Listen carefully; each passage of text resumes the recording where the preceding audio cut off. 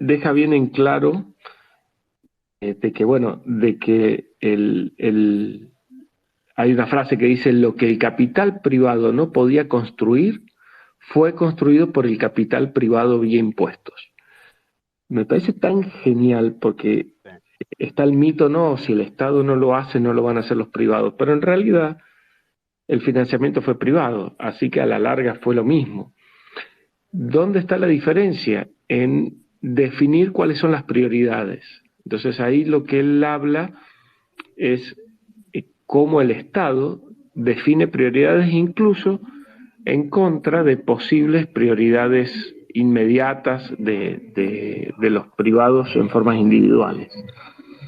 Justifica algunas, es un tema de debate entre los liberales, ¿cierto? Justifica algunas porque dice, ok, voy a construir una carretera que vaya a La Rioja.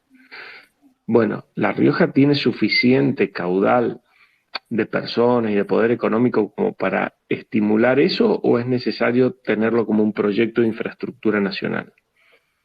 Creo que es un tema complejo, difícil de definir, pero me parece que pasa por ahí parte del extra que tiene el capítulo 3. El capítulo 4, las dos cosas que me parecen, no, las cosas que me parecen importantes es que habla del costo que implica en la producción por que los impuestos sean muy altos y que los impuestos sean progresivos. O sea, cómo eso desalienta la inversión y la generación de trabajo, ¿m? Lo cual lleva a un empobrecimiento. Y ahí el ejemplo está muy bueno que dice, la trampa está en entender a la economía individual de cada persona como algo inexistente y que todo va junto a la misma persona llamada renta nacional. Entonces dice, como la renta es nacional y esta renta nacional sería como una sola persona de todo el país, bueno, si paso la plata de un bolsillo a otro, es lo que dice, nada, sigo siendo la misma persona, cambié de bolsillo la plata. Pero no es lo que es en realidad, porque en realidad le saca la plata a una persona para dársela a otra persona. Entonces, ahí está el sofisma y me parece muy claro cómo lo explica. Y por último, en el capítulo 5 y ya libero la palabra para otro que quiera hablar, eh, también define la importancia de no pensar en el motivo inflacionario del dinero, porque eso lo dice, lo va a tratar más adelante, o sea, no pensar en que el crédito mediante la impresión de dinero sin respaldo produce inflación, que eso lo va a tratar más adelante, sino solamente el dinero que responde a bienes de capital, que responde a lo que, como se podría decir, el Producto Bruto Interno, o sea, todos los capitales y producción del país. Entonces, como si fuese uno a uno el producto y el dinero. Entonces, cuando le estamos dando dinero a alguien, en realidad le estamos dando producto. Y ese producto se lo sacamos a otro. Que lo da muy bien, como bien decías, Lucas, con el ejemplo de la granja. Cuando le presto plata, en realidad le estoy prestando un producto, le estoy prestando una granja a otro y se le estoy sacando uno para dársela al otro. Me parecen muy interesantes y me parece que es bueno buscarle estos extras que tiene cada capítulo que agrega una pequeña enseñanza nueva sobre el concepto general que repite. Bien, un par de cosas. Sí, es verdad que, a ver, el ejemplo que a mí me viene a la cabeza leyendo el capítulo 5 es más bien un ejemplo de cohecho, lo de YPF. Eh, es interesante no verlo desde el mero, la mera corrupción que genera el Estado, pero hacer énfasis en que mientras mayor es el Estado, más chances hay o más probabilidades hay de que haya desvío de fondos.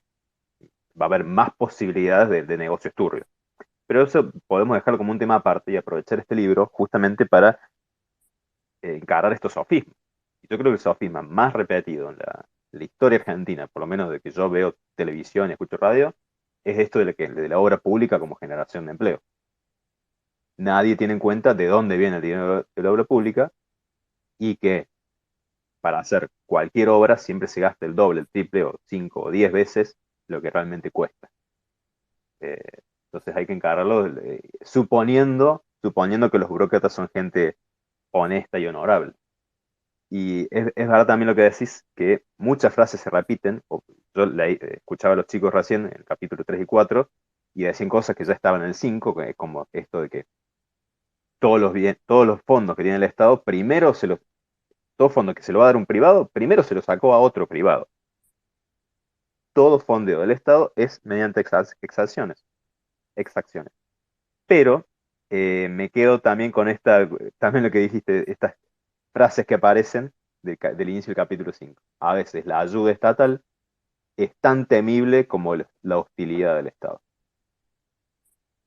Bueno, si alguien quiere comentar algo más, chicos, si les quedó algo que comentar sobre sus capítulos, o si alguien tiene alguna consulta.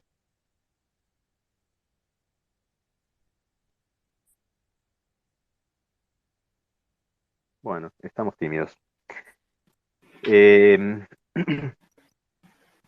Lara, ¿iba a decir algo? Sí.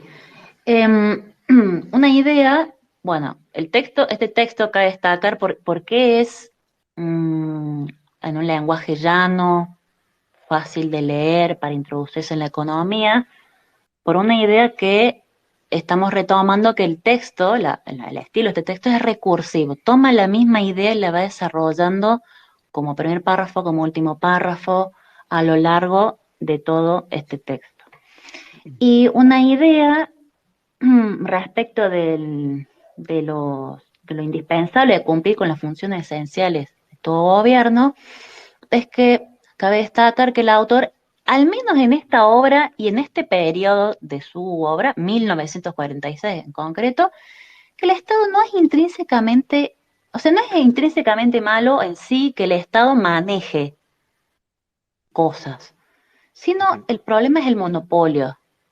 Cuando persiste una manera de hacer las cosas en torno de ciertas otras para ciertos objetivos, ¿no?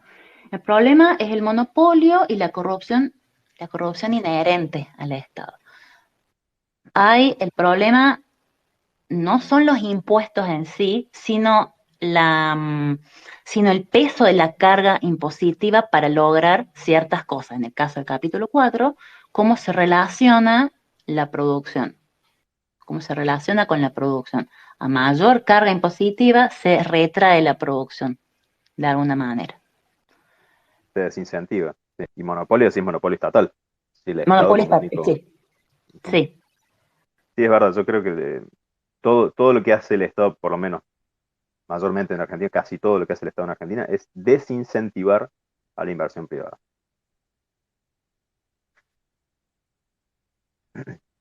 Bueno, hablando un poco de actualidad, si después pueden, vayan a la cuenta de Twitter de Martín Litwak. Martín Litwak es especialista en impuestos y mencionó que a fin de año vencerían impuesto a las ganancias, impuesto a los bienes personales, el impuesto al cheque. Que si la oposición no hace nada, los 3 impuestos caen. Entonces habría que renegociar para el año que viene de qué forma se financiarían en vez de estos impuestos.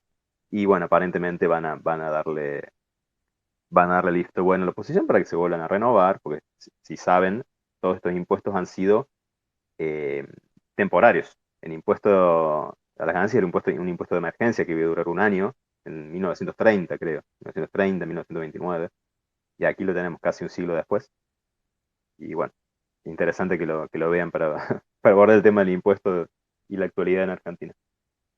Bueno, si les parece, si nadie te da alguna pregunta, vamos cerrando. Y para la semana que viene tenemos capítulos 6, 7 y 8, que son el odio a la máquina, planes para la más amplia distribución del trabajo, y el 8, licenciamiento de soldados y burócratas. Los invito a que compartan esto con gente que pueda estar interesada, con gente que quiera ir de a poquito conociendo algo de lo que es el liberalismo desde sus bases. también a que hagan el esfuerzo de leer, son capítulos cortos y se leen rápido, porque de esa forma uno aprovecha mucho más esto, y a que participen, porque la idea es participar. Y antes de cerrar, Julio, ¿querés decir algo? Permiso, bien. Sí, ayer estaba charlando con Larisa justamente de lo que íbamos a charlar hoy. Y bueno, de cómo justamente los impuestos no desalientan no solamente la producción, por ejemplo. Sí, aunque sí, no hay que ver siempre la producción como, qué sé yo, producir un bien o un servicio. Por ejemplo, a veces invierte en la educación de uno mismo. Por ejemplo, yo, si hubieran menos impuestos, yo no necesitaría del Estado, porque yo podría financiar mi propia educación. Hoy en día, con estos impuestos que son tan extensos, que por cada peso cada centavo que le quitamos a todos, le quitamos ese margen de libertad de poder ser más soberano en sí mismo. Por eso es triste, pero terminamos, con el grado de pobreza que nos generan, terminamos necesitando del Estado. Pero no es que yo con esto quiera defenderlo. No, por el contrario, justamente porque a mí no me gusta que me manoteen en el bolsillo, me saquen plata, es que yo, en otra situación, en otro contexto, con más plata, yo me estaría financiando por modo propio mi educación. Además que esa educación tendría más criterio, porque estaría eligiendo entre privados. Podría elegir entre, a ver, cómo enseñan acá, cómo enseñan acá y cómo enseñan allá. Y estaría eligiendo entre varios. Lo que hay un principio de competencia. Y yo estaría eligiendo a quien haya hecho una serie de méritos digno de mi elección dentro de mi capacidad de solvencia. Pero actualmente yo no puedo hacer eso. Tengo que ir a la Universidad Nacional y que todos, alguna medida, ya vieron cómo es. Tiene su bajada de línea, su adoctrinamiento, y justamente el Estado jamás va a hablar mal del Estado. El Estado va a asegurarse a través de sus medios educativos de defender al Estado y que creer que el Estado tiene una función muy importante y que es necesario para todos, para la inclusión. Por eso digo, justamente el político tiene palabras bonitas y bellas, pero al fin y al cabo nos termina quitando esa soberanía y nos vuelve o sea, nos vuelve con unas carencias tan grandes que nos vuelve dependientes del Estado. Te devuelvo la palabra, Lucas. No, está bien, está bien. Estoy totalmente de acuerdo. Nos hace más dependientes, además de financieramente más pobres, nos hace más dependientes. Y me hiciste acordar el caso también de... Primero podemos hablar en otro momento, no ahora, de los vouchers educativos, que lo proponía Friedman. Y por otro lado, de la jubilación. Si vos lo que te sacan durante toda tu vida para tu jubilación lo pusieses en inversiones de bajo riesgo, tendrías una jubilación mucho mejor que la que te va a dar el Estado el día de mañana, que va a ser una mínima y que depende del presidente de turno, te la van a bajar y te la van a subir a, a su parecer propio. Bueno, entonces, si les parece, dejamos acá. Eh, Nos vemos el jueves que viene y estén atentos, vamos a ir subiendo cada capítulo a un podcast para que lo puedan consultar en cualquier momento, cuando están manejando, cuando están haciendo ejercicio y lo pasen a sus conocidos para difundir estas ideas que tanto queremos, que son las ideas de la libertad. Nos vemos entonces el jueves que viene. Buenas noches a todos. Buenas noches. Buenas. Chao, hasta luego.